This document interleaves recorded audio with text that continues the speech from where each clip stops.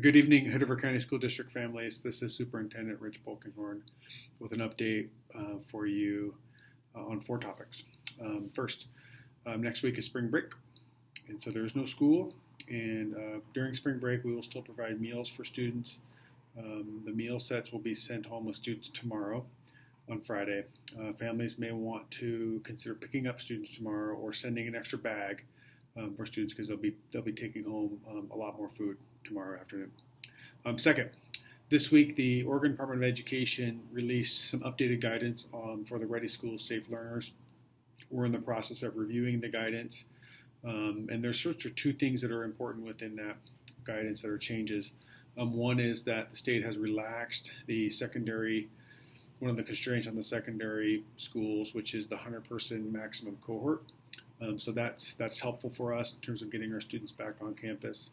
And the second thing they changed is actually more impactful, which is continuing to require entry screening for elementary school students, but relaxing the requirement for secondary school students, allowing students to self-screen at home before they come to school.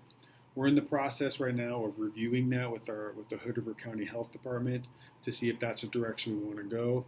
So as of right now, we're not making any changes to our screening procedures, but we may in the future. Okay, third thing, elementary schools.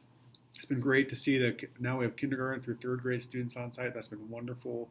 When we return from spring break, we'll have our 4th and 5th graders on site, and that will be all grade levels at the elementary school back on site. Really want to thank our students, our staff, and families for all their patience and support as we've worked to return all of our students back to elementary school classrooms. Students have been learning and following the health and safety protocols. That's been going awesome. And I know, even though you can't see them, there's a lot of smiles under those face coverings with the staff and kids. Okay, finally, secondary schools. The transportation request form is due tomorrow, so please find the link at the bottom of this message so you can get that filled out if you're going to need a bus to school. Secondary students will begin to phase on site after spring break. We'll start with 6th and 9th graders, and we'll bring in the 7th graders and the 8th graders.